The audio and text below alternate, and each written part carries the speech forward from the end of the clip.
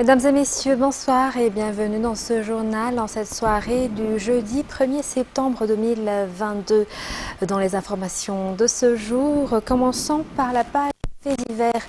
27 kilos de cannabis ont été saisis par les gendarmes de la compagnie d'Imirna Central sur la route nationale 7 hier à bord d'un taxi brousse. 5 personnes sont impliquées dans cette affaire. Ils sont actuellement entre les mains de la gendarmerie. Le véhicule est immobilisé à la fourrière pendant 10 jours. Et selon les informations, le propriétaire du véhicule aurait également insulté les forces de l'ordre et se dit être un assistant parlementaire.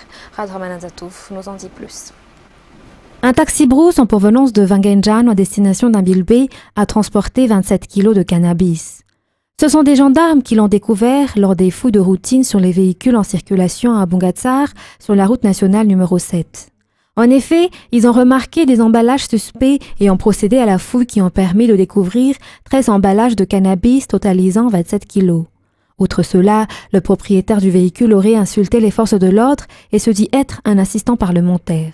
Ainsi, les gendarmes ont dû prendre des mesures y afférentes, selon le commandant de la compagnie de la gendarmerie nationale d'Imirna Central. Selon toujours les explications de ce dernier, la brigade en charge de la circulation routière se charge également de la lutte contre les stupéfiants. Les 5 personnes impliquées dans cette affaire seront présentées prochainement devant le tribunal après enquête au niveau de la gendarmerie nationale. Et ce qui s'est passé à Ikong n'a rien à voir avec la politique. Les Soudzabé, les Apanzak et les natifs du district de la région Atsnan ne devront pas être utilisés à des fins politiques, selon le président national des Tangalamènes de Madagascar aujourd'hui. Ils appellent également la population d'Ikong à rester calme pour que la vie reprenne normalement dans ce district. C'est un reportage de Fanjasen Amirei et Nzaranjansu. Ce qui s'est passé dans le district d'Ikong ne devrait pas s'étendre vers la politique. Les conservateurs comme les Tangalamènes et les Souzabé ne devront pas accepter qu'on les utilise à des fins politiques pour créer de l'instabilité, selon le président national des Tangalamènes aujourd'hui. Mélanger cette affaire avec la politique n'est pas bénéfique pour la population. Nous devrons nous focaliser sur les intérêts de la population, souligne-t-il. Ce président national des Tangalamènes de Madagascar appelle également la population d'Ikong à rester calme. Les responsables ont déjà procédé au Fampiavanen. Créer encore plus d'instabilité n'est pas une solution et mène la population vers sa perte, a ajouté ce président des Tangalamènes. Et concernant l'abrogation du chef de Fukuntan d'Analamaïns à la date du dernier, lancé actuellement que plusieurs personnes ont déposé des plaintes au niveau de la justice contre cet ex-chef Fukuntan. Malgré ces diverses tentatives pour se disculper, la décision du district est tombée. Selon les informations, cet ex-chef Fukuntan aurait soutiré de l'argent injustement et illégalement à plusieurs personnes. En outre, ce dernier fait également l'objet d'une IST ou interdiction de sortie du territoire émanant du ministère de l'Intérieur, selon toujours les informations. Dans les informations de ce jour également, la célébration de la journée mondiale des jeunes de l'Église catholique ou JMJ 10e édition a débuté hier. Au programme de la journée d'ouverture, la célébration de l'Eucharistie sainte à Madanre Tsaka Antsirabé. Les jeunes de l'Église catholique venus de toutes les diocèses de la Grande Île ont été nombreux à y assister avec la présence de la conférence des évêques de Madagascar. C'est un reportage de Secharanjenas et Yves Janel.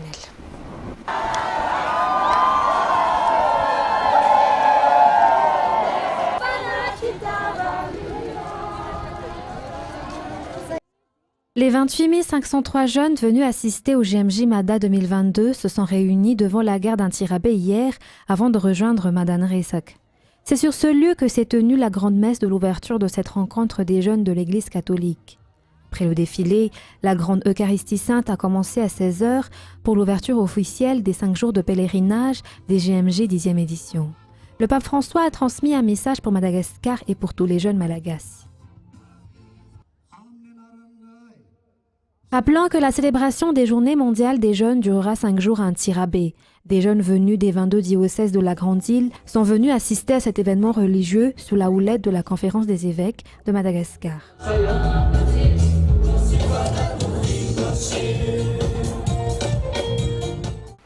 Dans la page politique de ce jour, selon le rapport du Conseil des ministres hier, avant l'examen de l'ordre du jour, le président de la République, Andry Rajoelina, a déclaré sa solidarité et émis ses condoléances à l'endroit des compatriotes qui ont perdu leurs proches dans l'affaire Ikung. Il souhaite également un prompt rétablissement aux blessés.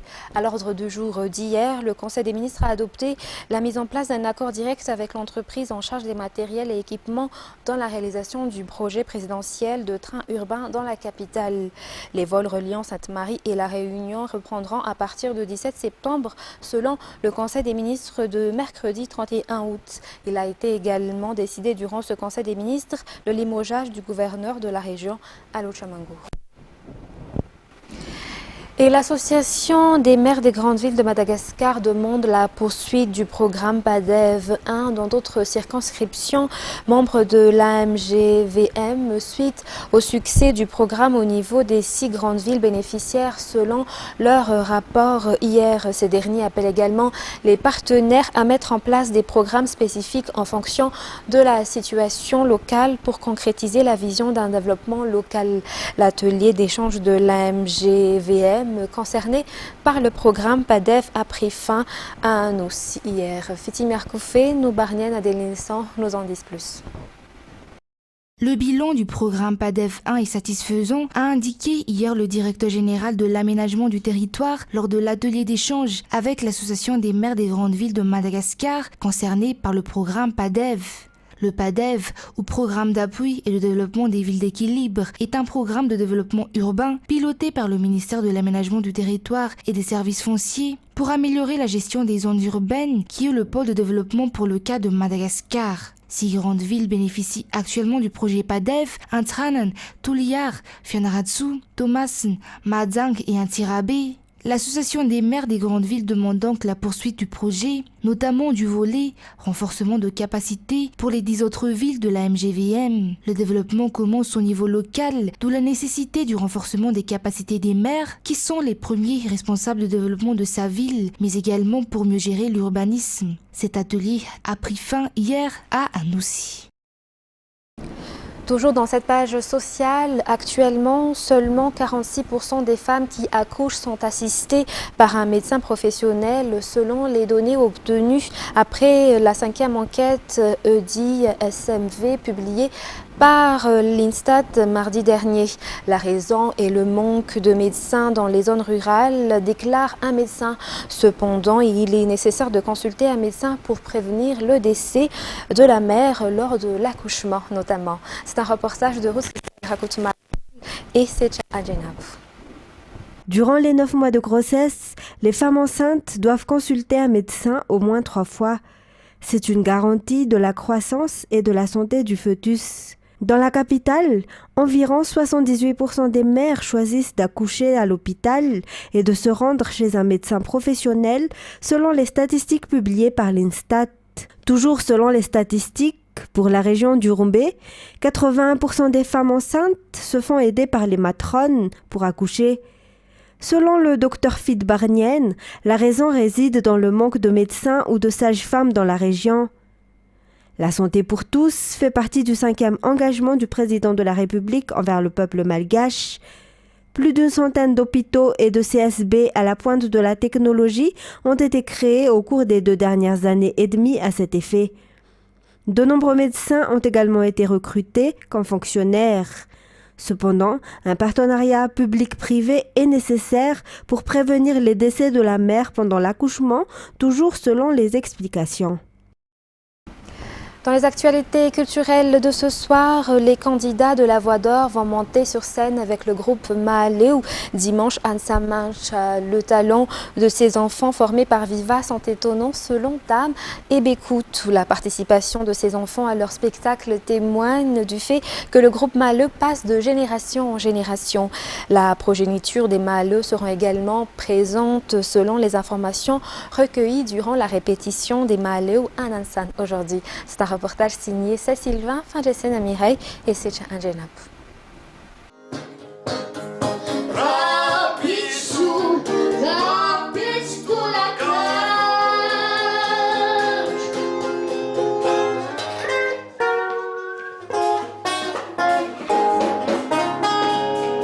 enfants de la Voix d'Or vont passer dans la cour des grands et monteront sur scène avec le groupe Mahalo dimanche Ansamanch.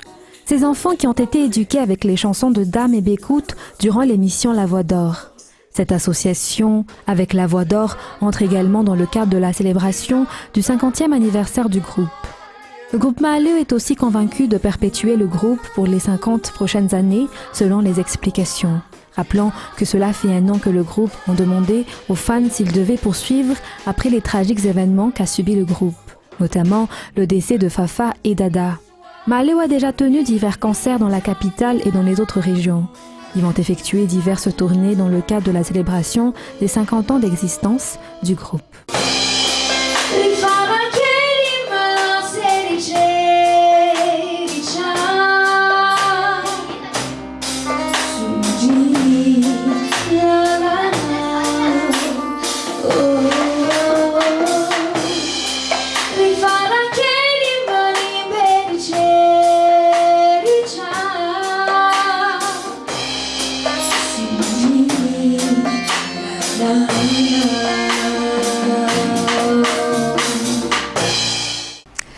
Parlant de la télé-réalité F5, le programme de ce jour pour les candidates du Loft a été la séance photo. Ces dernières qui se divertissent font du sport, mais aussi diverses activités dans le Loft.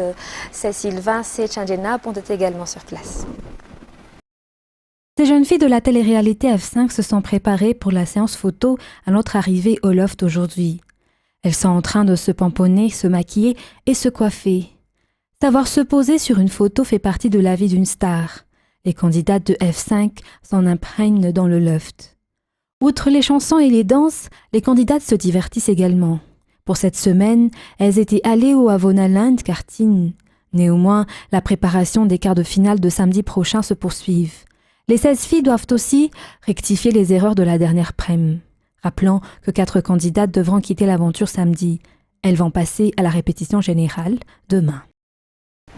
Dans les actualités internationales de ce soir, dans un rapport très attendu publié hier, l'ONU appelle la communauté internationale à réagir d'urgence face aux accusations de torture et de violences sexuelles dans la région chinoise de Xinjiang. Après, l'organisation juge crédible le texte qui évoque par ailleurs de possibles crimes contre l'humanité a suscité la colère de Pékin qui dénonce un outil politique rédigé par des sphères des Occidentaux. Les détails avec France 24. C'était une des promesses de Michelle Bachelet, c'est désormais chose faite. La haute commissaire de l'ONU aux droits de l'homme vient de publier son rapport sur la situation des Ouïghours dans le Xinjiang.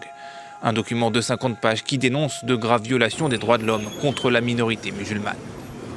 L'étendue de la détention arbitraire et discriminatoire de membres des Ouïghours et d'autres groupes majoritairement musulmans pourrait constituer des crimes contre l'humanité. Ce rapport fait suite à une visite très encadrée de Michelle Bachelet en mai dernier au Xinjiang.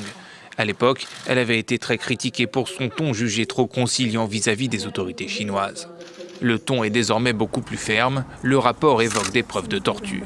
Il appelle à la libération rapide des détenus emprisonnés dans des centres de rééducation comme celui-ci, présentés comme des centres de formation professionnelle par la Chine. Pékin dénonce les mensonges et la désinformation de la communauté internationale. Nous savons tous que le soi-disant problème du Xinjiang est un mensonge entièrement fabriqué par des motivations politiques et dans le but de saper la stabilité de la Chine et faire obstruction à son développement. Le rapport publié par les Nations Unies ne mentionne en revanche pas le terme génocide, une accusation pourtant portée par plusieurs pays, au premier rang desquels les États-Unis. De 2009 à 2014, le Xinjiang a été le théâtre de plusieurs attentats attribués à des islamistes ou des séparatistes ouïghours. Depuis, la région fait l'objet d'intenses surveillances et la minorité musulmane est bâillonnée. Selon des études internationales, au moins 1 million de Ouïghours seraient passés par ces centres de rééducation.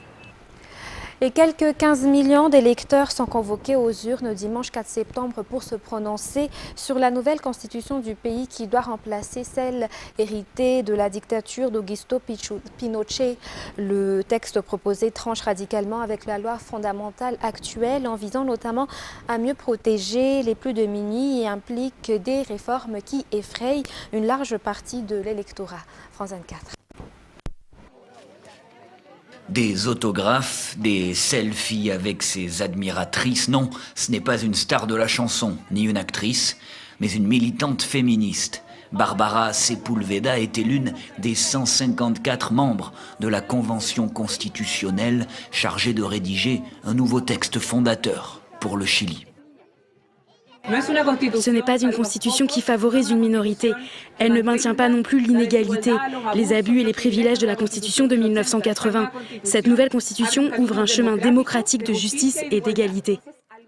Le 4 septembre, les Chiliens seront amenés à se prononcer par référendum sur cette nouvelle constitution. Il reste quelques jours à Barbara et aux différents soutiens à ce nouveau texte progressiste pour convaincre la population. Nous sommes en campagne, j'ai parcouru les rues de Santiago et de sa région. Nous avons discuté surtout avec les personnes qui ont encore des doutes, car il y a une campagne de désinformation très forte de la droite qui veut imposer le non. Lors de ce meeting de campagne, les habitants du quartier viennent s'informer. Certains ont déjà fait leur choix, d'autres hésitent encore. On pense qu'on peut faire un nouveau Chili à partir de ce référendum, plus solidaire, plus inclusif, c'est nécessaire. Je veux être plus informée pour prendre une décision en connaissance de cause le 4 septembre. C'est évident qu'une initiative comme celle-ci va m'aider à prendre ma décision, à me décider. À quelques jours du vote, le non est en tête dans les sondages. Si cette nouvelle constitution était rejetée, le texte actuel resterait en vigueur. Mais les féministes chiliennes refusent d'envisager une désillusion. Nous, les femmes, avons été exclues de partout, mais peu importe, car on va récupérer nos places une par une, avec espoir, avec tranquillité, avec joie. Car voter oui, c'est ça, la joie d'un nouveau Chili, mes amis. L'équivalent de 600 000 piscines olympiques de gaz naturel sous terre à Saint-Hilier-la-Ville, à 70 km de Paris, d'énormes réserves se remplissent pour aider la France à passer un hiver plus serein alors que les approvisionnements de gaz en provenance de Russie se tarissent. France 24 dans Antique Plus.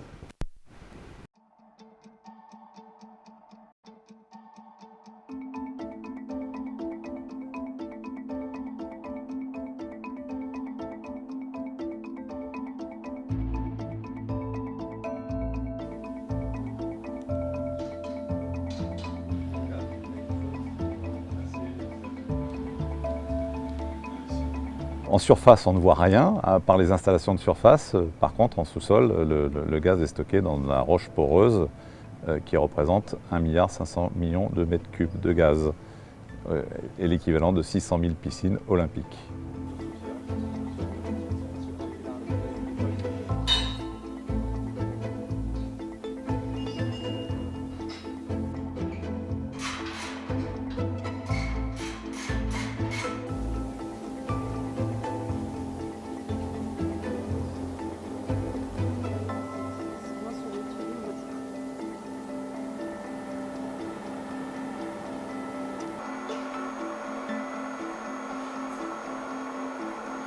Donc, on va pouvoir regarder, parce que c'est assez facile de placer au niveau européen sur l'histoire. Pendant les pointes de froid, nous sommes capables de mettre à disposition du réseau des consommateurs une puissance instantanée allant jusqu'à 75 gigawatts. Là, vous avez cette base de données européenne. On voit qu'en France, nous sommes à 91,5%. La chance de la France, c'est qu'elle a un approvisionnement qui est diversifié avec différentes sources, différents pays producteurs de gaz qui alimentent la France, à la fois au niveau terrestre, mais aussi, et de plus en plus cette année, au niveau maritime en termes de gaz naturel liquéfié.